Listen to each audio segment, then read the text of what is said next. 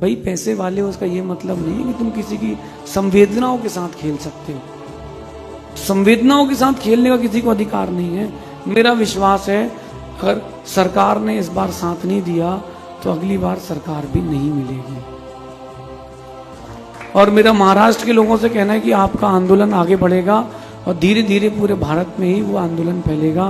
कुछ दिन बाद राजस्थान में भी इसकी गूंज सुनाई देगी, क्योंकि आज आप एक प्राणी को ले गए हो, कल हमारा मठ ले लोगे। और मुझे एक बात समझ में नहीं आती, अगर उसको कोई तकलीफ होती तो वो रोती क्यों? रोती क्यों? अब और एक बात बताऊं, उस वनतारा में अभी तक 21 हाथी मर चुके हैं।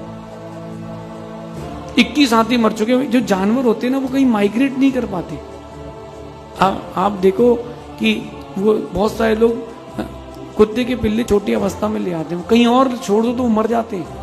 अब वो जो जानवर था, वो जो हाथी है माधुरी, वो वहां रह करके बहुत सेटल्ड थी ना, उसको वहां की आओ हवा में अच्छा लगता था ना। तो कोल्हापुर में, नांदनी में पूरे घूमती थी, आपने उसको बड़े जंगल में बांध दिया, ये अच्छी बात तो नहीं है। मैं कहता हूँ बटारा जी के लिए भी, जिनसेन के लिए भी, कि आप संघर्ष करो, हम आपके साथ नहीं, हम आपके ही हैं। इसलिए और इस आंदोलन को आगे बढ़ाना चाहिए, केवल हाथी के लिए नहीं। एक तो जैन समाज के ऊपर एक आक्षेप है कि हम उसकी रक्षा नहीं करते, हम उसको अच्छे से नहीं रखते।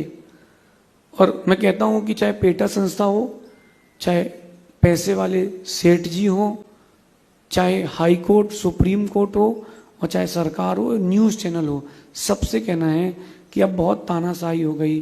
किसी एक जीव की हाय इतनी बुरी लगेगी कि आप सबका एम्पायर खत्म हो जाएगा। किसी की हाय मत लो। कहते हैं कि अच्छे व्यक्ति को ज्यादा परेशान नहीं करना चाहिए, क्योंकि एक सुंदर कांच टूटता है तो हथियार बन जाता है। तो हाय लगती है। आप कभी जैन रामायण उठा के देखना कि जब एक बैल की हाय लगी थी तो भरत के राज्य में, अयोध्या में महामारी फैल गई थी। तो ये आप चाहते हैं देश की रक्षा, तो आप सामाजिकता बना के रखें। न्यूज चैनल तो टोटल बिकी हुई है 100%। 4 चीते आए थे, वो सरवाइव नहीं कर पाए, करके सरवाइव किया इंडिया में वो। तो जो 4 चीते आप बाहर से लाए थे, वो यहाँ सरवाइव नहीं कर पाए, तो वो जो हथनी वहां थी, उसको वहां लेकर वो कैसे सरवाइव कर पाएगी?